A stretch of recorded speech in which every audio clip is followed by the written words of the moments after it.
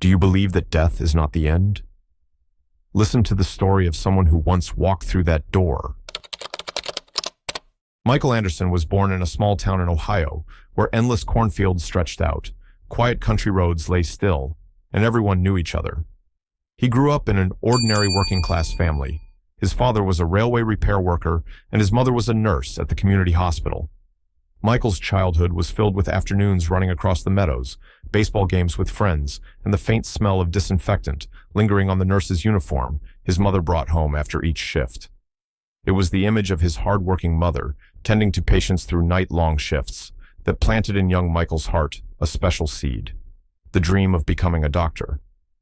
But that dream was not just about wearing a white coat. It was tied to the responsibility of protecting and helping those on the most difficult front lines. When Michael was 18, a tragedy struck. His mother died in a car accident on her way home from work. The loss left an unfillable void in the young man's heart. It fueled his determination to enter the medical field as a way to continue his mother's unfinished path. But instead of choosing civilian medicine, Michael decided to enlist, becoming a military doctor. He believed that on the brutal battlefield, doctors did not just save one life, but could change the fate of entire families waiting for their loved ones to return. After years of training, Michael became an experienced military doctor, having gone through many campaigns in the Middle East. His comrades often called him Doc Mike, short but full of trust. To them, Michael was not only a doctor, but also an older brother, a source of strength in the midst of gunfire. At the age of 38, Michael married Sarah, a gentle and patient elementary school teacher. They had a 7-year-old son named Ethan. During his short leaves, Michael always devoted himself completely to his family, flying kites with his son in the park, cooking simple dinners with his wife, or just sitting quietly listening to Sarah talk about her class. His family was the greatest motivation that kept him standing strong through the hardships of war. That summer, Michael was assigned to Afghanistan with a forward medical support unit.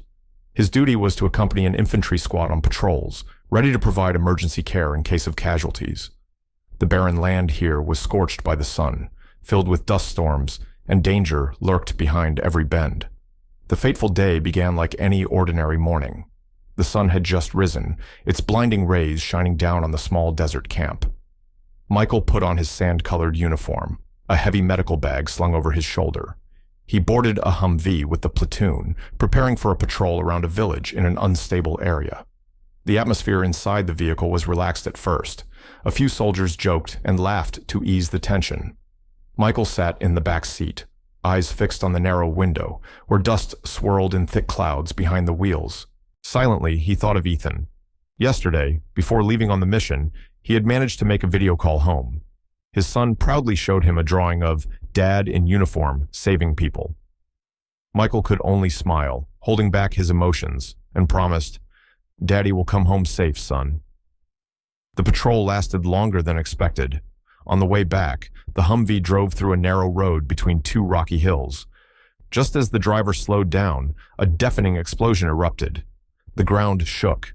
Smoke and dust burst into a fireball, rocking the Humvee violently. Michael barely heard someone scream, "IED, roadside bomb," before his whole body was thrown back, slammed with brutal force. A searing pain tore through his chest. His ears rang, his vision went black. His breathing faltered. In that chaotic moment, he still tried to follow his instincts as a doctor, checking the comrade beside him. But his hand trembled. Blood from his forehead blurred his sight.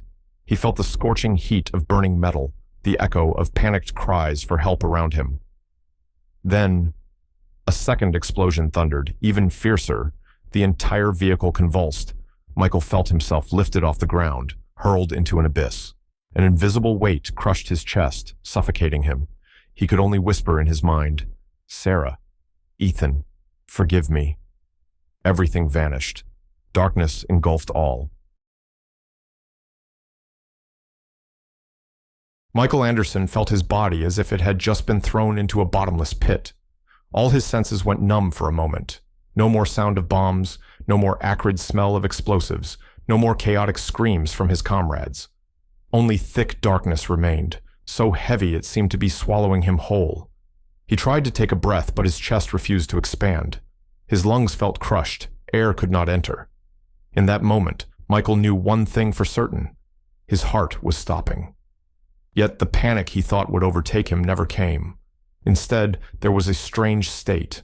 His mind was clear, light, and all fear vanished as if it had never existed. He suddenly realized he was no longer inside his body.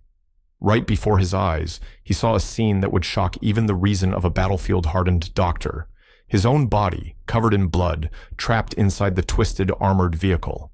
His comrades were desperately trying to pull him out, their voices calling, "Doc Mike, hold on, don't leave us!" He saw the youngest soldier in the platoon, Ramirez, his face covered in dust and blood, shaking him with all his strength. The young man's lips trembled, tears mixed with smoke and grit streaming down his face.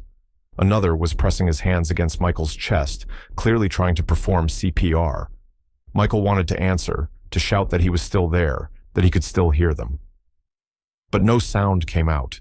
The only thing echoing in his ears was the heavy thump, thump, slowing down, then stopping. It wasn't footsteps or gunfire. It was his heartbeat. In the instant that heartbeat stopped, the scene around him shifted. The smoke and fire faded. The screams dimmed as though someone were turning down the volume. In their place, an open space appeared, still, faintly glowing, and cool. Michael felt his body, or rather his soul, being lifted, freed from heaviness, freed from pain. He looked down, the scorched vehicle, his panicked comrades, his motionless body. And a strange feeling overtook him, pity for them, yet calm acceptance of what was happening. Is this death? He asked himself, but there was none of the terror he had imagined from the hundreds of deaths he had witnessed in the field hospital. Before him, a light slowly appeared, not the blinding flash of an explosion, but a warm, gentle glow.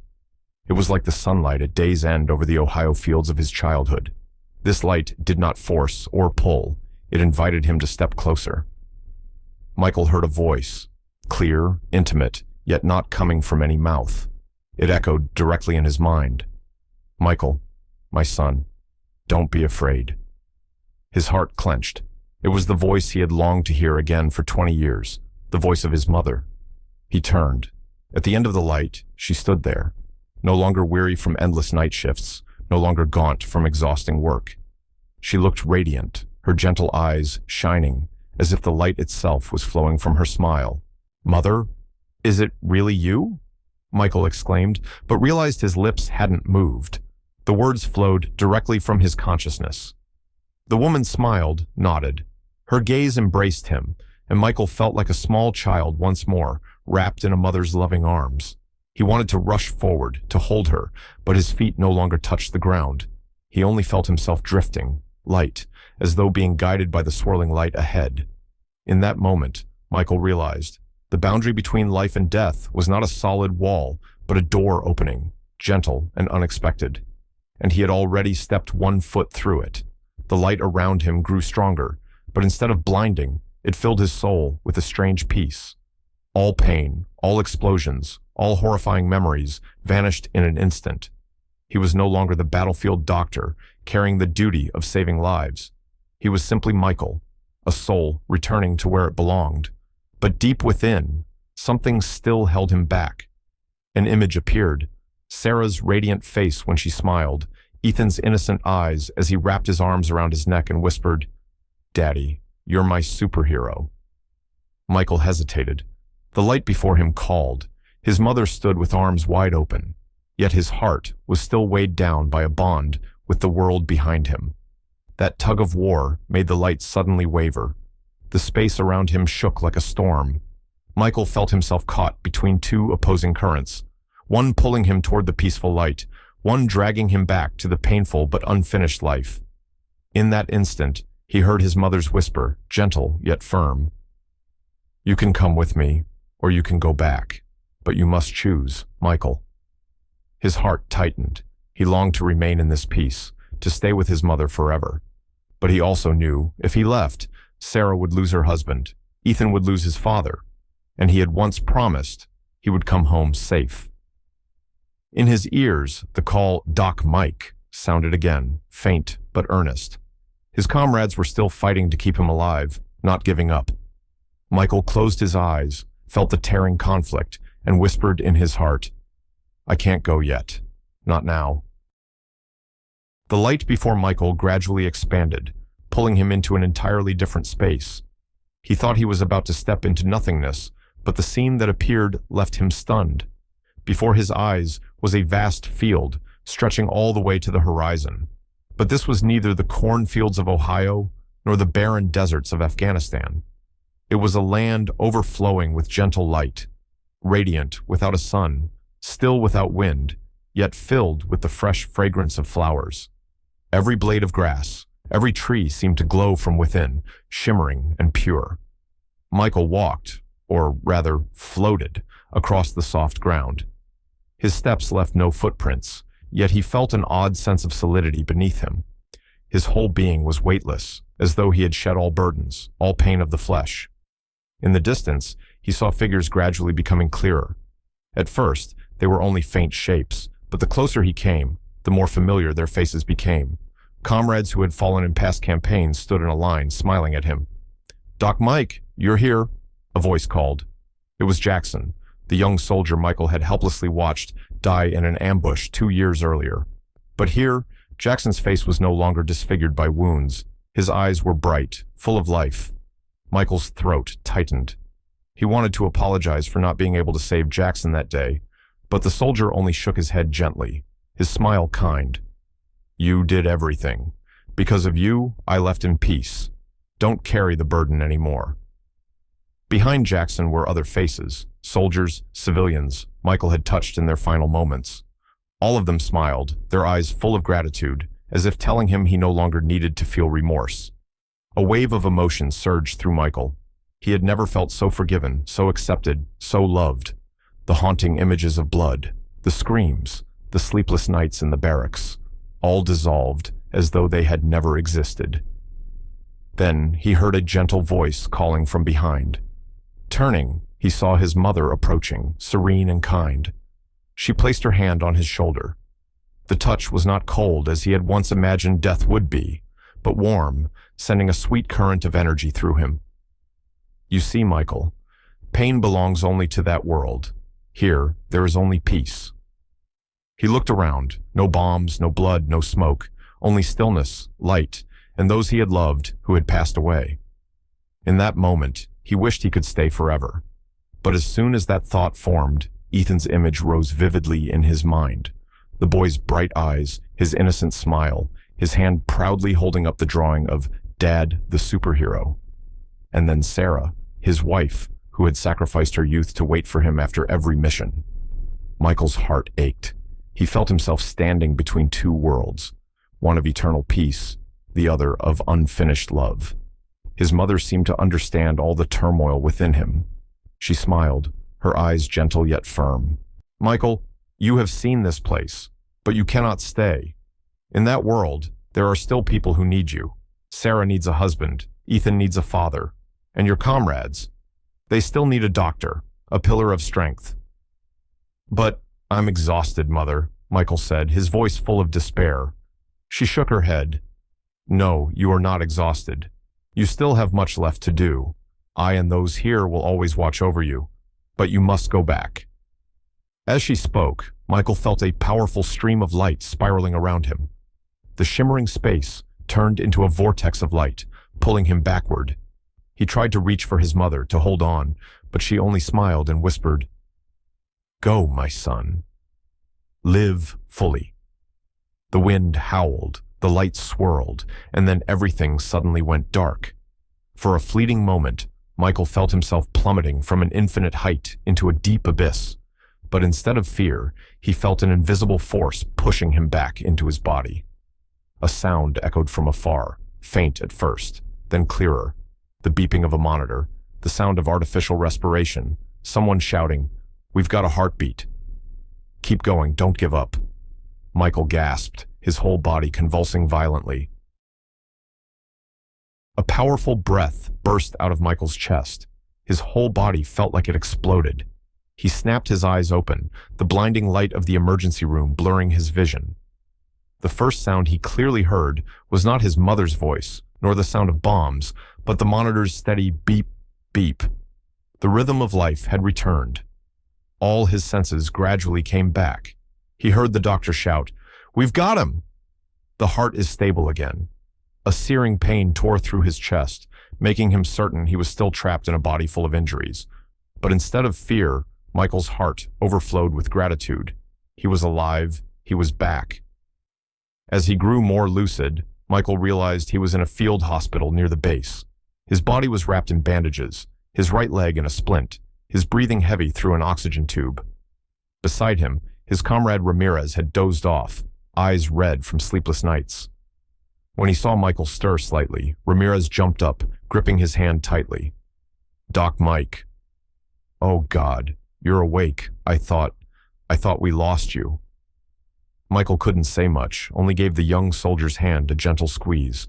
In Ramirez's eyes, he saw relief and absolute trust. He understood that his return was not only for his family, but also for young soldiers like this, those who still needed his hands on the battlefield. A few days later, Sarah was flown to the hospital on a special flight. She nearly broke down crying when she saw her husband's eyes open. Ethan came with her, his small hands trembling as they touched his father's wounded arm. "Dad, are you really back?" the boy whispered. Michael nodded, trying to smile, though pain still made his lips quiver. He wrapped his arms around his son, that tender warmth sweeping away every image of fire and smoke. He whispered, "I promised you, I would come back." Sarah's tears streamed down, soaking his hospital gown. Michael looked into his wife's eyes and saw both fear and relief. He knew this moment was the greatest gift of his life. The following weeks of treatment were a trial. Michael's body ached from broken bones, burns, and internal injuries. But his spirit was no longer the same. He no longer saw his wounds as enemies, but as reminders. He had crossed the boundary between life and death, and had been granted another chance. He began telling his wife about his experience. At first, Sarah was stunned, thinking it was only a drug-induced hallucination. But when she looked into her husband's eyes filled with sincerity and peace, she understood he had truly gone through something beyond human comprehension. Back in America, Michael took long-term rest to recover. Colleagues, friends, and family came to visit. Many were curious, skeptical, but when he told his story, silence filled the room.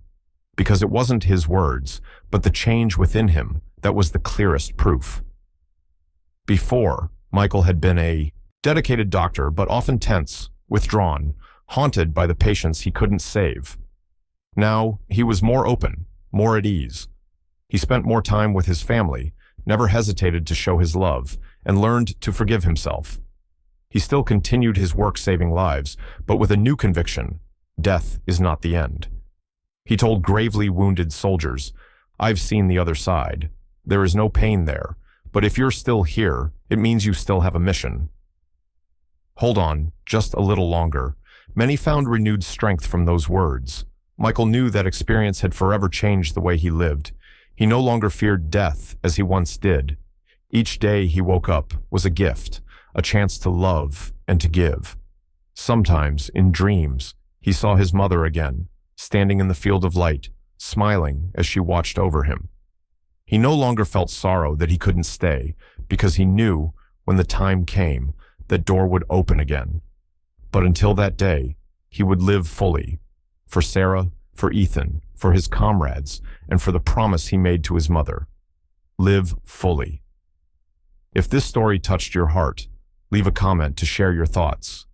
Don't forget to follow the channel to read more stories about moving and meaningful near-death experiences.